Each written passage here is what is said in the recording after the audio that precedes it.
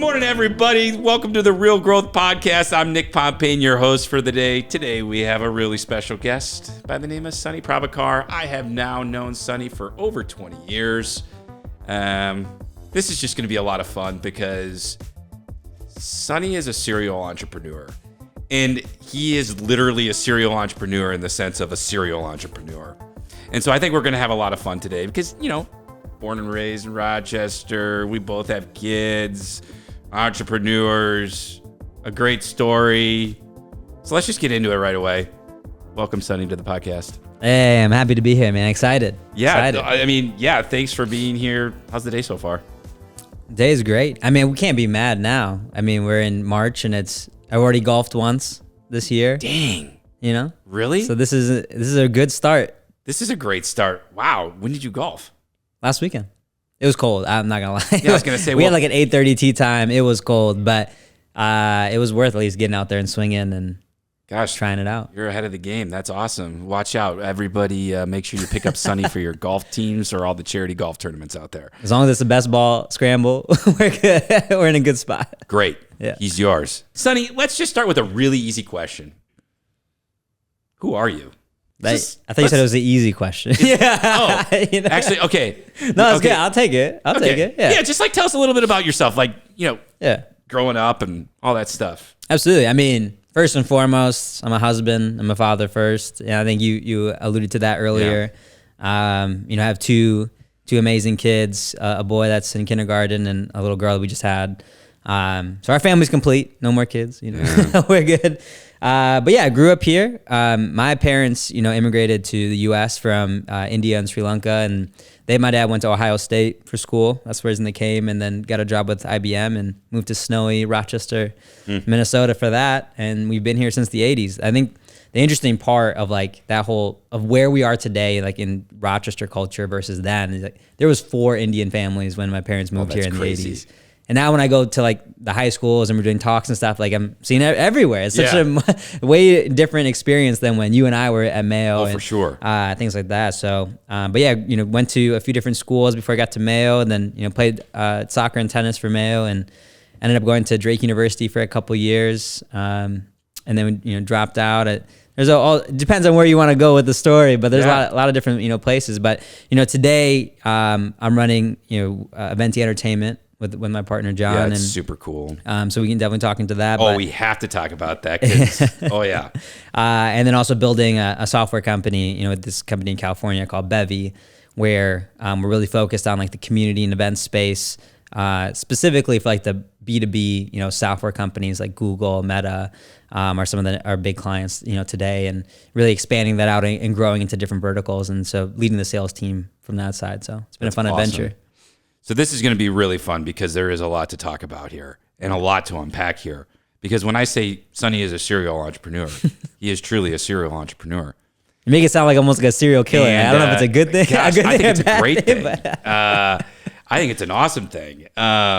So Sunny, I think the first time that I remember not meeting you, obviously I knew you in high school, but from a business standpoint, was I mean, we're going back, I don't even know how many years, you could probably tell me, but I remember Bucky was working with you and you were doing like nutritional shakes the smoothie That's store? the first thing that I remember in your like, you know, journey in your career. Absolutely. I mean, like, so I think we'll take one step back from that and then we'll get to the smoothie store part. But basically, you know, music was a big passion of mine. Within high school, I had a band and all those kind of things. And when I went to college, like we had a radio show. We were the only hip hop and R&B show in the entire state of Iowa. So because of that, we got all the promoters coming to us. We got to bring in really cool special guests like, you know, DJ Drama and Tyga. And then we ended up getting a deal with Warner Electric Atlantic and Bad Boy Records. And so we were like the college representatives for like when they had a new artist they wanted to break.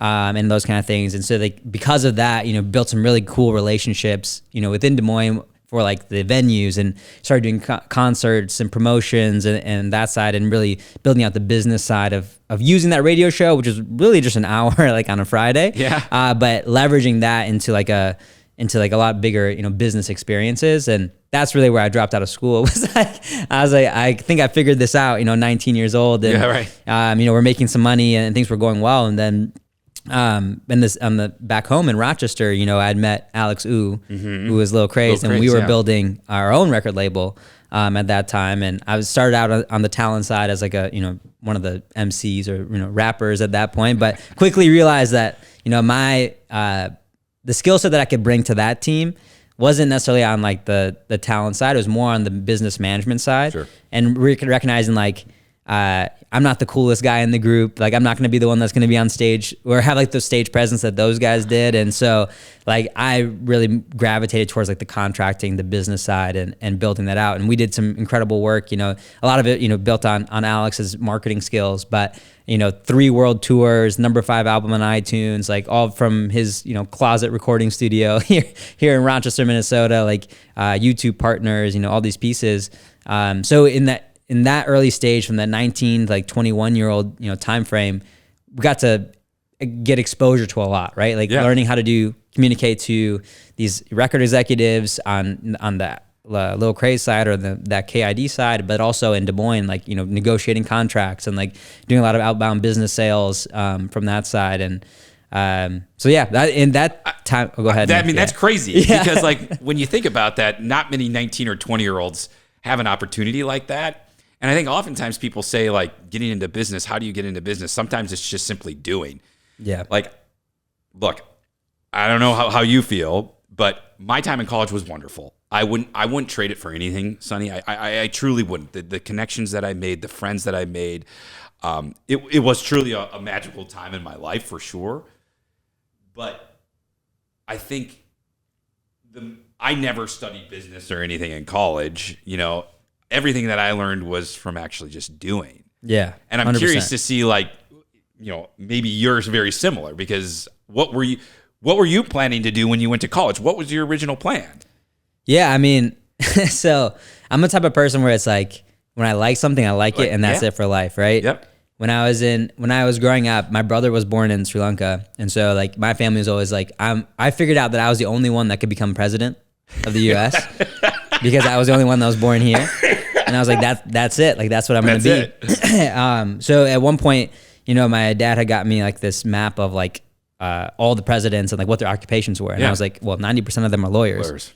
So I'm gonna be a lawyer. Got it. So I went into school thinking like, okay, I'm gonna study international business, marketing, and then I'm gonna go into business law.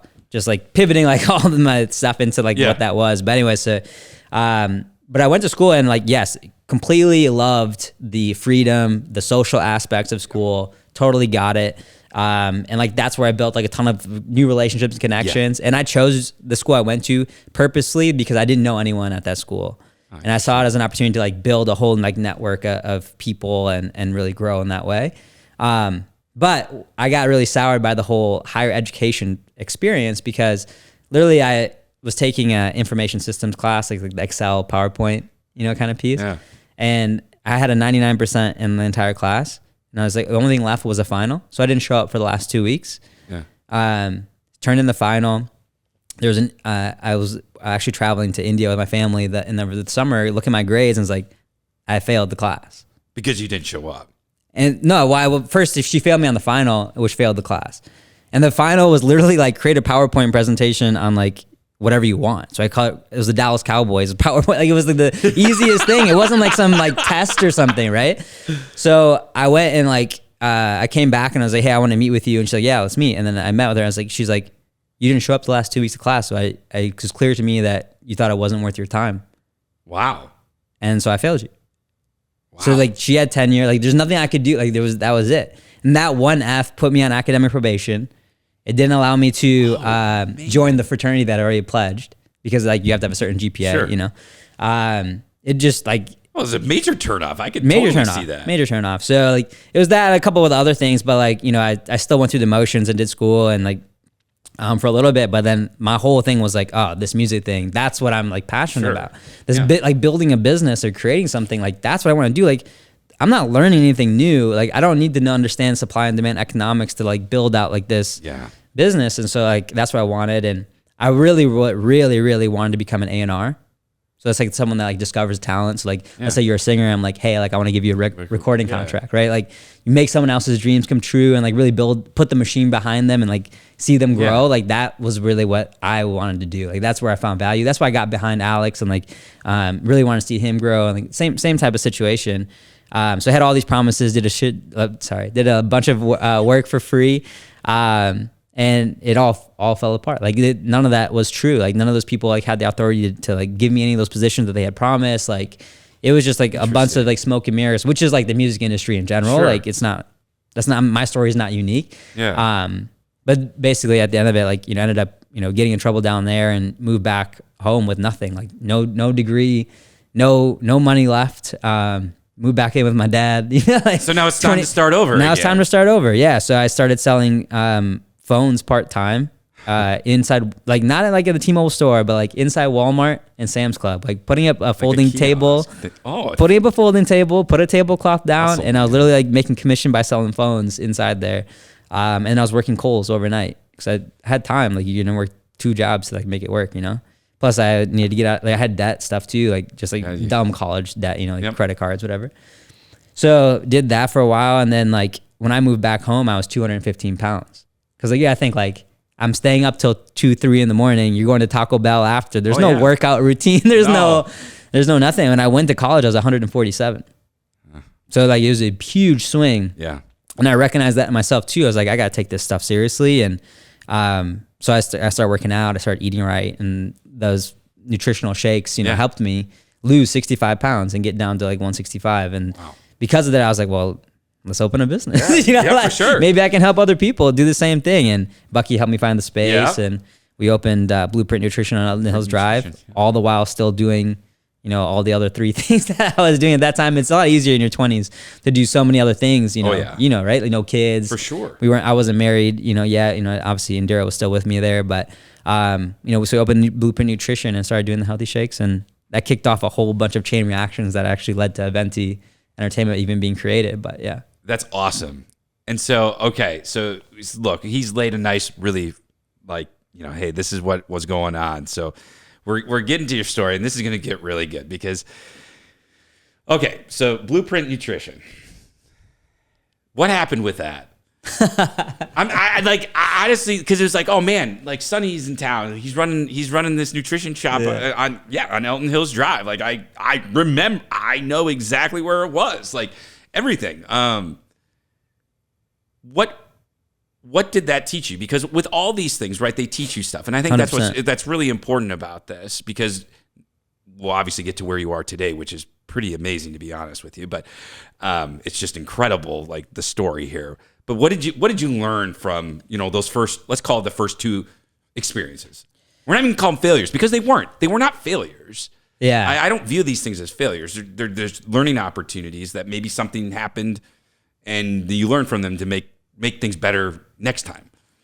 Yeah, I think like a couple of things, right? Like with Blueprint, there's some things that like I need to own, and where like I didn't have 100% focus on the business. Yeah. And I should have. Yep. I was there every day, but there's so many more activities that I could have been doing that could have turned it into something more than it was. Like it was still profitable. Like we weren't losing money at any point. The other part was like, because of that, I think other people in the business, sensed, either weakness or sensed like, oh, maybe I could do this better than he could do it. And they started working with like our competitors that were downtown. Sure. They tried to open their own spot. They were filtering, customers out to like the the new spot they were going to open. So like that all like eventually led to the demise of like, that business. Yeah. But then also it's like I wasn't paying my bills with that business either. Yeah. So it's like it's easier just to close it up and like we move on to the next thing. I also went back to school during that time. I got married during that time. Yeah. We started the commission.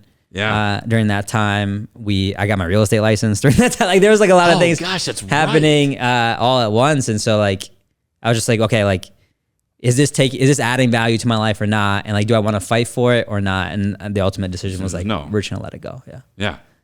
Okay. So we let that go. Yeah. You're with Indira. Your lovely wife. Yep. You get married to Indira. Yep. I kind of want to shift a little bit because that's a big moment in your life. That's a big moment in anybody's life, right? It's probably the most important decision that you'll ever make. Yep. when I think oftentimes, Sunny, when you talk with other business owners and entrepreneurs, it's difficult sometimes to discuss and have conversations with them about what you're doing and why you're doing it and things like that. Obviously, we have, myself included, you too, we both have very supportive wives, which is awesome. I think supportive is an understatement. Yeah, in my case, at least. Yeah, no, but for sure. How did that go? Because obviously she's on this ride with you. So what were the discussions that you had? Because this is a big deal. I mean, especially when you're a business owner, you're an entrepreneur, that time management, spending time with your number one, your wife. What conversations do you have? Because I think this is actually super helpful. This is like real life stuff, right? That people need to hear and understand. Like, gosh, we all have our stories and how we did it, but like, and how we continue to do it, because it's never going to stop. Yeah. But like, how did you approach that, and what do you guys do let's even say on a daily basis? How do you guys keep things fresh and new and like just talk to each other about and communicate about this stuff? Yeah, Indira and I have been together for a long time. We met it when I was back home and I was working at JCPenney, selling shoes, and she was working at JCPenney too. I literally saw her walking down the aisle and she was holding like hangers, and I was like, oh, that's the one. That's the one. That was the one. But I was like, she's out of my league, so I didn't even like try all those pieces. But shout out to her best friend, Brenda, who worked in the same department as me. Like when I asked Brenda for her number, because I tried talking to her a little bit, Indira was like very stand-up. If you know Indira, she's like not going to give anybody the time of day. And Brenda gave me her number, and we haven't stopped talking since. But during that time, she stayed with me like when I went back to Drake to try to make schoolwork, and then ended up dropping out. Didn't tell her I dropped out. Like she stayed with me through all that entire process. And so like when it comes to like, you said it was like a big decision, who you're gonna marry. It was a no-brainer. It was an easy decision, though. Easy decision. Yeah. She helped me rebuild my life, like, when I came back. Yeah. but I never made it easy, right? Like still was, like you said, serial entrepreneur, like trying all these different things. And like entrepreneur wasn't really a term when we were doing all these business stuff. Like, it's so funny. When I moved back, like my dad was trying to help me out. I was like, well, come to the Minnesota High Tech Association thing and like, just network with people. And like I learned in, Drake how to make a business card. And I think I Googled or like Yahoo'd or something, like, what is a person that like runs businesses that, just not really sure what they're doing. I don't know what I Googled. And it came up with entrepreneur. And I literally put that on like a business card. Like this is like awesome. This is like 2008. Like this is not, the height of that. And I didn't even know what that meant. But anyway, she helped me, start Blueprint Nutrition. Like, she was with me painting till midnight, before we opened. Me and her, like, I think the big thing is just like really keeping communication front and center. And I had to learn that the hard way too. Like, you can't like hide things. You can't, try to skirt the rules. It's just like, that's your partner in crime and like, or partner in what you're doing. And so like, making sure that everybody's that you're on the same page with her first, like I'm on the same page with her first is like super important to me. Yeah. But she also like knows who I am too. So like when I had the opportunity to open a rooftop bar, like she's like, and I told her like, I got to do this. She was like, yeah, you need to do this and we'll make it work. Like I had a newborn son, like it was a bunch of stuff. Right.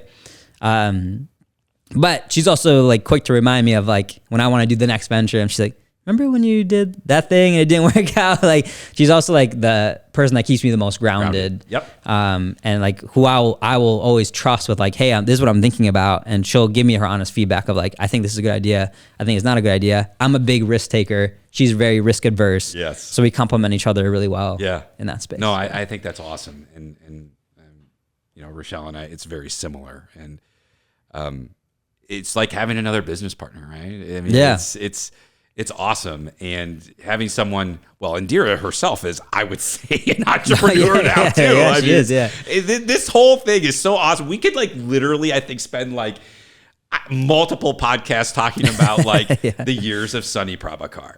I think we could do like chronicles, right? Like this is just it. So having that person is that supportive person to help you along the way.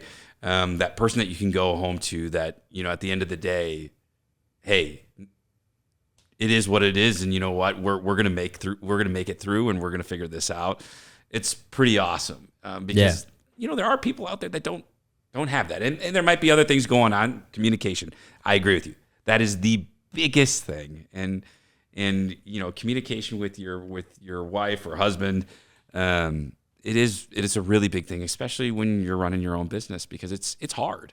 It's really hard. It's really, really hard. There are no, hey, here's my paycheck, and hey, it's 8 to 5 or whatever. We don't have that, and it's we're always on, right? Yeah. And I know that's something I usually tell Rochelle is like, Rochelle, like, I always have to be on. Like, we can take breaks, of course. I'm not saying like it's like, oh, we're working 24/7. That's not true. But we don't have the traditional lifestyle of a Monday through Friday like a lot of people do, right? No, you're taking calls at 9 o'clock at night, 10 o'clock. Yeah, and now with with the DJ stuff and the Aventi stuff, like, you guys are 10 o'clock at night. You're getting started. So anyways, well, thank you. I know that was a little bit of an aside, but I think it's a very critical part, because it's also who you are as a person, right? And you're here, and you're doing the things that you're doing. It's not only because of you. Yes, you're putting in the work and stuff like that, but you also have the support behind you. 100%. I think too, it's just like, it's important to know that, like, we have a great working relationship today, but like, one, it took a lot of time to get there. Yep. And then two, like, it's not perfect. No. Like, we're still trying to figure it out too. Like, it takes constant adjustment. Like, you literally have to be intentional about your time, especially when kids come into play too, because that takes a lot of time, and it's been 2 kids, you're splitting time between them. And so I think the key is like, I think Rob Dyrdek talks a lot about, like, how to, be intentional with your time, especially with your spouse, and like why that relationship is so important. And like, making sure that she's number one. Like, a lot of times you say like kids are number one, but no. I agree. The wife is the number one. Wife is number one. Because if she goes away, the kids are still going to be there, but it's a way more difficult conversation. No, I think that's exactly right. Someone told me that too. Is like, remember who your number one is. Like, before we had Nadia, and I was like, what are you talking about? And it's like, who's going to be your number one when you have your kids? Like, when you start having kids, I was like, well, it's going to be the kids, right? The kids are comfort. He said, nope. I was like, oh yeah. Like, I was just like, oh, the light bulb went on. I'm like, oh, Rochelle's number one. He goes, yep. He goes, never forget that. So it's a really great point, Sunny. All right. We love our wives, but we did get them in there, which is actually pretty awesome. I'm happy we did. Let's now get back to the story. Okay, so now Blueprint Nutrition is done. What's going through your mind? Yeah, so I mean, Bucky helped me find the space. James Keller, who I think we're in his studio right now. This is crazy.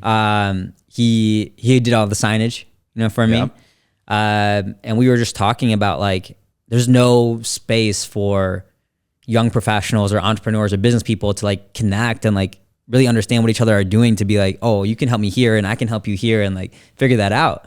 And the only thing that was there at that time was the chamber, but the chamber was like antiquated and outdated, especially for like what we wanted. And I didn't want to pay whatever it was to pay.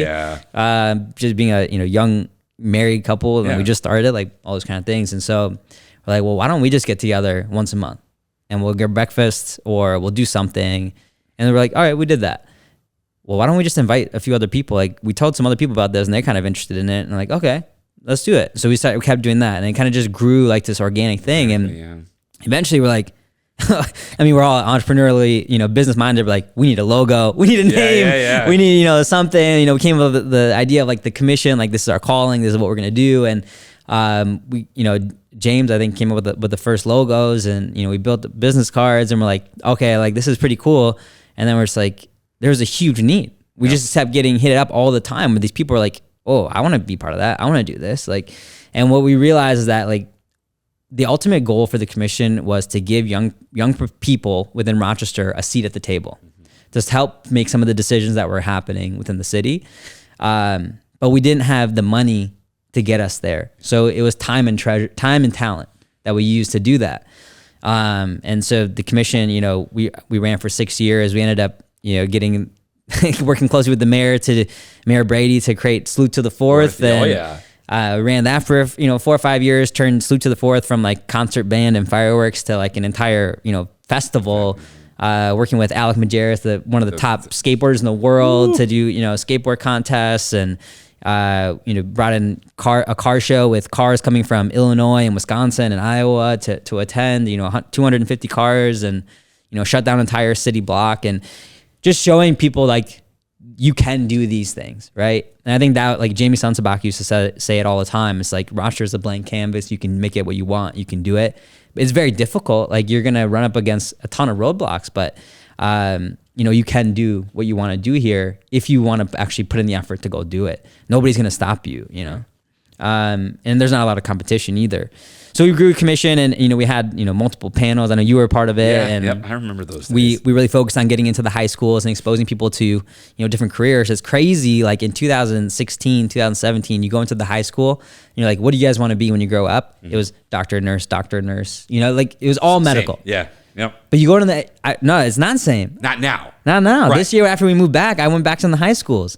And I'm like, hey, what do you guys want to be? And like, I'm trying to run my own business. I want to go into marketing. I want to do this. The medical field was the minority. Oh yeah. And I was like, this is like a huge shift. Yep. For the better, I think, yep. Especially for Rochester as a city. Sure. Yeah. Yeah. But anyway, so from the commission, in our second year anniversary, I was like, oh, we used to do these anniversary parties where we bring everybody in and we do awards and all these kind of things. And I needed a DJ. And so Brittany Wilson, actually, who used to work for RGI, all these different connections. Yeah. This is awesome. She had recommended Gavin Boss, who was DJing at the Loop and things like that. Yeah. I worked at IBM, and so he did our second year anniversary, and like we just hit it off from there. And we're like, man, like there's so much more opportunity. I told him about my music background, and like he's talking about him DJing from New Jersey and then moving here for IBM. And we started thinking about like we should just like revolutionize like the nightlife scene in Rochester. And so we decided to create this whole thing called Elysium. Yep. With Tyler Ogg. If you remember Tyler. So and basically it was like nobody knew anything about these parties. This was fun. But we just released really tickets fun. And you didn't know who was performing, where it was at. You knew the date and the time, that was it. And basically people, bought tickets in advance. We started rolling out slowly the details of like, as a mass party or as a, animal theme or whatever it was. And then you get texted on the day of the actual location. And it was always like an empty warehouse. Bucky helped us a lot on like finding places. And then we turned it into like an entire like experience and nightclub and whatever it was. And so we did 5 of those across like all in different locations. And him and I just worked really well together. And then he was about to have a tech startup that was going to go and move to California, and he's going to let go of his whole DJ business here. So I had lunch with him, and I was like, hey, why don't we just partner up? I'll help you here. You grow whatever you're going to grow over there, and like we'll just figure it out. Like there's no reason to like let all this stuff go. And like we'll also hire other DJs to help do like the gigs that you had and blah, blah, blah. And that was it. We shook hands, we inked a deal, and that's when that started Aventi Entertainment. Which is so cool because I remember, Sonny, wasn't there something like, I remember meeting with you and Gavin, I think at the Loop for like lunch, and you guys were gonna do like some digital DJ. That was it. That was the startup. That was the startup. That was the startup. So him and James Jones, who was also here locally and DJing, they started. Virtual DJ. It's called Spark DJ. There we go. Spark DJ. That's what it was. So you have to ask him, where it's at today. But they got accepted into Techstars in California, and so like it was a big accelerator, and they got investments from Sony and Universal, and they did the whole like entrepreneurial startup thing. Is really cool. Really cool. But in the DJ space, in the DJ space, that's so awesome. So yeah, Aventi, this is like super cool because you guys have just exploded. Like, I mean, honestly, like it's so cool to see something that was, I would say, more localized. And now you guys have you guys gone worldwide? Would you be considered worldwide now? We are, yeah. I mean, if the international stuff, we have a heavy presence in Canada, for sure. But we've sent DJs to Cuba, to Greenland, Iceland recently. We send them all over the world. Yeah, it's been a pretty amazing journey. This is like so cool. Like that's what I mean. This is so awesome because it started like with you and Gavin, and now how many DJs do you guys have? And yeah, I mean we have 67 DJs like around the country that are like our core. Yeah. But there's obviously other contractors that we use, from time to time to help fill the gig. We do 3,000 events a year. So we're all over the place, but it's been an incredible journey. I mean, you know, if you look at like from when we started in 2018 up to 2020, we were really ramping up to like our best years yet. You know, like nightlife was better than it ever had been. Yeah. You know, I had the rooftop bar, we had the Loop, you know, Dooley's was still going. There's also stuff locally that was happening, but we also were just getting into the Minneapolis market, as well as doing mobile events and stuff. And so like things were starting to really pop for us, which was great. But then COVID happened. Yep. And literally, when COVID happened, you know, when we were just catching our stride, we had rented a house. Like we put DJs into that house, and like they were just like working, you know, full time doing DJ stuff, and like we took care of the rent and all the other places. And when COVID happened, we're like, okay, we actually just had bought all this streaming equipment, just because like we were gonna start doing like, you know, DJ streams in addition to like what we were doing out in the field. Every single gig got canceled, right? And we're like, oh, it's going to be for like a month or so, but no, that's not what happened, obviously. So we're like, okay, like we have this equipment, like let's just go live. Let's go live stream and like let's do like an actual like show, because all these were living in the house, so like it wasn't bringing new people in or anything like that. The biggest thing we saw was that restaurants were suffering, right, in Rochester. So like, hey, we thought it was not going to last as long as it did, but we had cash. Mm-hmm. Let's go buy gift cards to all these restaurants and help them out. And we did gift cards, and we did called Beats for Dinner, and where people could like tune in, win gift cards to all these different restaurants. And then like we were just giving out restaurants for free, and we had no money coming in for like the foreseeable future. But because we had built out that streaming studio, one of our existing clients that was like sending us to all these different colleges was like, hey, like, can you do like the show from there? Like the different shows we were doing. And all these colleges booked us to do them, where before like today, like we send a DJ out to go to a college campus, and then they come back, you know, and they're gone, you know, they're out of the loop, or they can't be booked on another gig, right? Now we were doing 3-4 shows with the same crew back to back, and like we thrived through COVID. It's just a crazy pivot. Yeah. Wow. Yeah. So being like really flexible and adaptable has been like a hallmark for like Aventi, and like how we've been able to build things, and never saying no. Right. So like if they're like, hey, like we want to do this show, like, okay, cool. Boys and Girls Club came and was like, hey, we want to do an entire virtual chair affair. Cool. Let's figure it out. Let's do it. And we did it. Yeah. Did it. We brought in Sherry Mukherjee, you know, the chefs, and like we did a whole virtual experience with the Boys and Girls Club. It's just like being like super adaptable and pivotal, as long as it matches like to the mission and goals that you're doing. So like one of the key things that came out of COVID is like, we're not going to do weddings anymore. Yeah. Unless like a few, you know, a handful of ones that do it. And it's crazy because like every DJ company we talk to, like weddings are the bread and butter. Sure. We're like, we have bigger goals and ambitions of like what we want to do. Anyway, so fast forward to today of like what we're doing in, you know, 3,000 events. Like we have a few different core parts of the business. Big Bounce America is the biggest like bounce castle in the world. Okay. And it travels to different cities all around. And we put 3 to 4 DJs at every city, every stop it goes to. Now we have 3 tours that are happening at the same time. So there's 9 DJs at any time doing Big Bounce around the country. So I think this week we're in Phoenix and Albuquerque, New Mexico. Then we still have the college contract. So like we're sending DJs, like we just had DJs come back from Kansas City. They were doing an event there. And so we're doing those throughout the week and throughout the weekends that colleges are actually bringing us to campus to go do that. The other and then we do the local residencies, of right? Course. Yep. So Elsie's venue, and they just bought the workshop. Those have been amazing partners for us here. But then all of the U of M stuff we really own, like Blarney's College Club, you know, Tips for St. Thomas. Like we do all the nightlife for them. But then all the frats and sororities use us for like their formals, tailgating. The U of M, we have a really, really strong presence and a really good group of guys of people who are still in college, you know, DJs there to really facilitate that.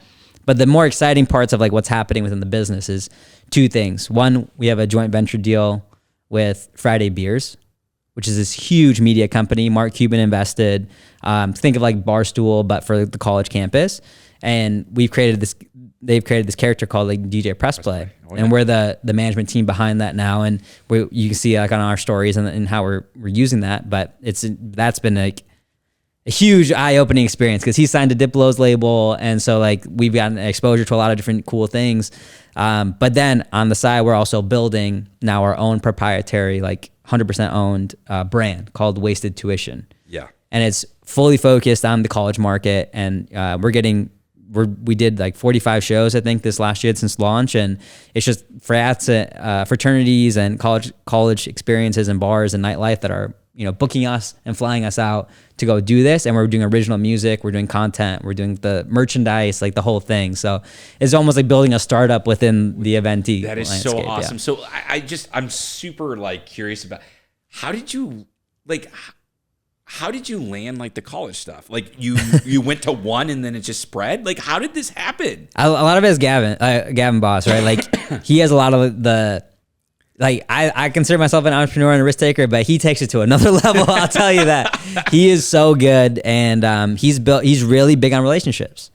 And relationships is the key to everything that we do, as a company. And it's core tenet for us. And we were starting to do some of these like head silent discos on campus and those kind of things. And we basically had the Midwest territory for this bigger company to do it. But coming out of COVID, because we had done so well with the streaming and because other DJ companies were just non-existent, after COVID, they were like, what if you guys just took over the entire US? I'm like, yes. Yeah. Yep.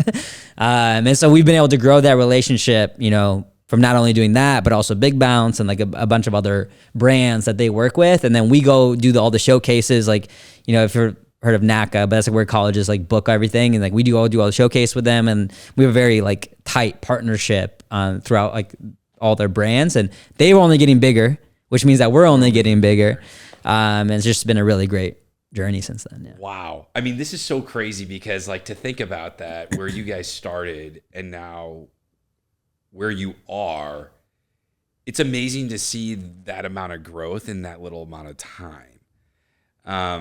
And it's just like kudos to you and John Gavin Boss for keeping like focused and really truly living and playing out your passions, because that is like serious. I'm not even joking, you guys. Like I remember the meeting where Kevin, Sunny, and I sat and they asked me to invest. I mean, I remember this and just spark. Like I vividly remember this, and it's like, well, I don't know, I'm gonna give you a couple $100. I don't know, like, but I remember this. It's so like crazy to think that it started with an idea, and now look at where it's taken you.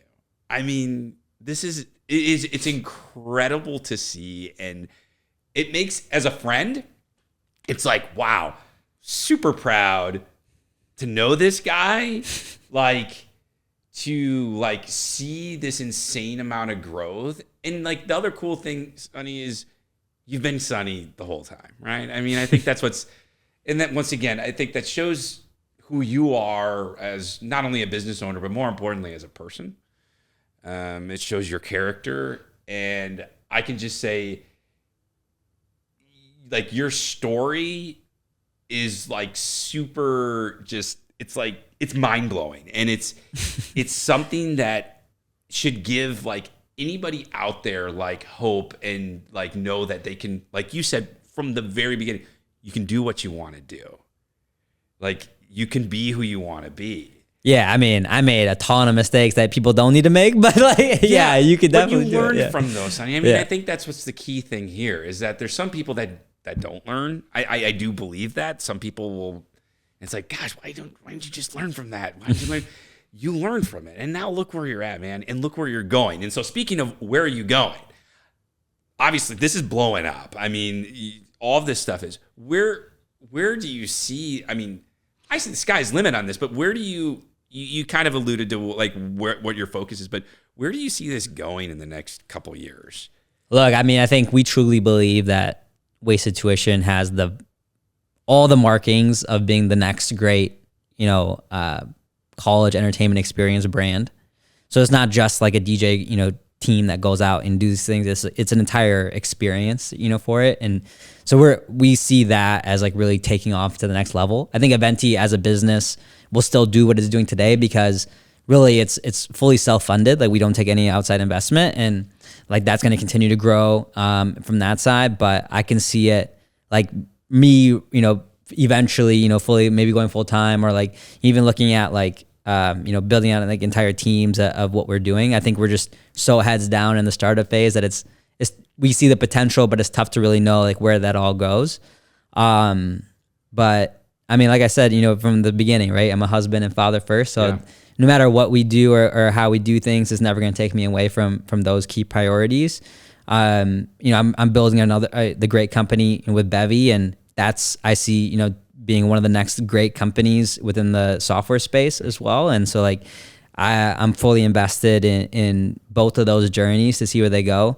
So yeah, I think it's just like kind of figuring out the ride. But I'll say like, look, I'm 35 now, right? So about to be 36, and like this year is the first year where I fairly felt like I get it. Like this is where I want to be. You know, like I've done so many other things, been part of so many other companies, tried so many other things that have failed. Where it feels really good to say like, okay, now let's just move forward. It's not like look left or right, you know, what the next opportunity could be. Yeah, that's awesome. Having that peace within yourself and knowing that you found what it is that you were looking for in a business and what you wanted to do for a job is, I think that's something that a lot of people, you know, strive to find. And it does feel good to find that and to know, hey, this is where I'm at now, and I see myself for the foreseeable future. So, but I think a big key to that, right, is just, and it happened with the commission and it happened other places, but it's, you know, one time I got in trouble in high school, and I can't remember who the assistant principal was, but he was like, look, you have a bright future ahead, you know, but you will be the average of the 5 people that you hang around with. Yeah. And you keep hanging out with this group, you're going to go down this path. If you hang out with this group, you're going to go down this path. And like the fact that like we built the commission, like part of that was like finding the people that were smarter, made more money, did better things than me to like put me to that next level. And it's the same thing that, you know, we do with BCI or like, you know, with our friends that get coffee. It's like surrounding yourself with people that are going to be better than you, wealthier than you, or whatever your goals are that are bigger or you know, more than what you're doing today. It's been the only key to success for me. I'm not the most talented person. I'll outwork anybody, but surrounding myself with like those people have been super impactful. I would agree with you 100% on that. It's about the people that you surround yourself with, because you can't do it by yourself. You're never going to be the smartest. It's about the people that you surround yourself, and together you can really do something great. So I truly believe in that 100%. So, well, I know we're getting close to time here. So, gosh, this went by so fast because like I said, I feel like we could have done this for like many hours, because I don't even think we actually touched the surface with some of this stuff, man. So I guess to close out things, Sunny, I guess what would you tell people out there that are listening? You know, what type of words of encouragement, or what could you tell people, you know, hey, I don't know what I want to do, or I'm thinking about this. Like what words of encouragement, or what would you tell someone that's trying to figure out, I guess, their work life, let's say? Yeah, look, I think I kind of live by the decades rule, and it's actually advice that your dad gave you that happened to put me in there. But basically in your 20s, try everything. Yeah. Try everything. Fail as fast as you can, try everything. Because like your dad told you when you were about to do the first hotel deal, that I tell everybody, like it's stuck in my brain that if you're ever going to go bankrupt, do it before you're 30. That's exactly right. I was like, okay, that makes sense. But like after you're 30, and now I see it and I get it, like you have a lot more responsibilities and things that like you cannot afford to do that with. So try everything in your 20s. And let's say you're already past your 20s. It's like, then it's just figure out who you can be around and what you value you can give, so that you can get the experience that you need to make the decisions that are right. You see so many like high school kids who are like, well, I want to run a business. I'm like, oh, great. What do you want to do? Like, oh, I don't know. Well, the only way to figure that out is by actually going to doing something. Go work for someone else. Go give like your own talents to someone else and like figure that out and see where your passions go. But like you just like waiting at home for like, oh, the next great business idea is just it's not going to happen. And I think like the other big thing is like, no matter if it's a small problem or a big problem, it's going to take the same amount of effort to do it. And so if you're going to do something, make sure that it's going to have a big impact either on you or a big impact on like the people that you're going to be serving or, doing things for. Because like if it's a small idea, like you're going to spend a lot of time on it. And at the end of the day, you're going to just be frustrated and really not have the rewards or the intrinsic value that you thought you might get from it. And you might learn something from it, but like just always think bigger, dream bigger, and do something bigger, because that's going to help you get to the next level. Gosh, this is awesome. I mean, honestly, I'm not just saying this because you're my friend, and I've known you for a long time, but seriously, man, like you're a true inspiration. Honestly, like you could write a book, man. You could write a book. I think that's in your future. Yeah. I think you could write a book because, like I said, I could sit here for hours to talk to you about this stuff because, gosh, the journey has just been so awesome. And like I said, I'm so proud of you. It's so cool to see like where you're going because, like I said, I think the sky's the limit with what you're doing. And this is going to be a really fun thing to see. And look out for these guys because they're already very well known and they're just going to make it bigger and bigger. I'm convinced of that. So I appreciate you, being here with us today, talking to us, giving you your story, your enthusiasm about life and business and just the things that you've done to get to where you are today. Because like I said, it is truly an inspiration. And I think there's a lot of people out there that are looking for that. And anyways, it's really awesome to see a local guy literally go international. And it's so cool. And the work that you've put into it, it just shows that if you work hard and you have a passion for something, you put your mind to it, you can do it, man. And the right people. I think the right people around you, right? Because like I'm not the smartest guy in the room in any of these businesses. Like I think that's so key. I really appreciate you having me on. And I think like you don't get enough flowers for what you do, but you are one of those people that I surround myself with because of your mind and your knowledge and stuff too. I say like, look, at the end of the day, if people want to connect with me, they can. LinkedIn is going to be the best way. Find me on LinkedIn. It's Sunny Prabhakar. It's easy to find there. But I'm here to serve. So like we're working with a high school group right now about doing a dance in the summer. So like, just things that we can do to give back to the community or like, or help other people think about their journey. Like I'm happy to do. I don't have all the answers, but I'm happy to be a sounding board. That's right. And once again, very appreciated. Contact this guy. I'm telling you, like ask him questions. He'll like talk to him, have a coffee. I agree with Sunny. That's what we're here for. Look, we don't have all the answers. We're not the smartest people, but we oftentimes will know people like who can help us, right? Yeah. And that's what life is all about. So once again, man, really appreciate it. That's what we got for today. Thanks everybody for listening. Peace out.